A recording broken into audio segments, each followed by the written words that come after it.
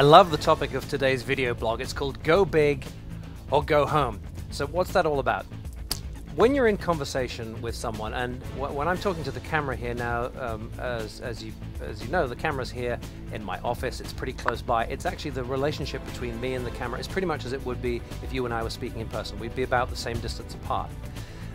So when I make gestures when I'm speaking with you, I make them as if we were speaking in person. I might move my hand around. If I say, the stock market is going down, I might go like this. I guess the old way around it would be like that, wouldn't it? If the stock market is going down, I would do it like this. But if I'm speaking to a room full of people, I need to make gestures that fill the space. I need to go much bigger than I would do normally. So instead of filling this little intimate space between us here, imagine now that I'm speaking to an entire room full of people, and this is a big room. It's a hotel room. I mean, I don't know what size audience you have to speak to. I speak to groups generally between 50 and 2,500 is the main range that I've spoken to. But you're filling a big room, even if it's only 50 people.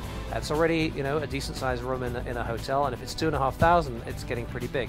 So you need to make gestures that are big enough. Now you may notice that the little movements I'm making here, they're simply not enough. If I say, the stock market went down, it looks tiny in a room of this size. You imagine you're a camera looking at me in a big room. So I need to say, and you know what, ladies and gentlemen, the stock market went down. Right? You need to be making much bigger movements. If you say, I picked it up and threw it away, if I'm speaking with you like this, I can say, you know what, I just picked it up and I threw it away. That's enough. That's a big gesture when you and I are just speaking like this.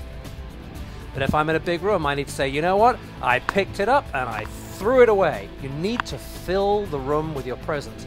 And a major part of that is using your physical person, your physical presence. It seems when you first do, and by the way, you should always practice at home, of course. When you practice, it's going to seem ridiculous. I'll be honest with you. You'll be doing it maybe in front of a mirror or in your hotel room, and it's going to seem crazy to be making these big movements. I assure you, once you're in the room and filling the room, it'll mean that you actually get seen. The trick with speaking is to have your audience stay awake, and big gestures, larger than life gestures, are one of the key ways of doing it.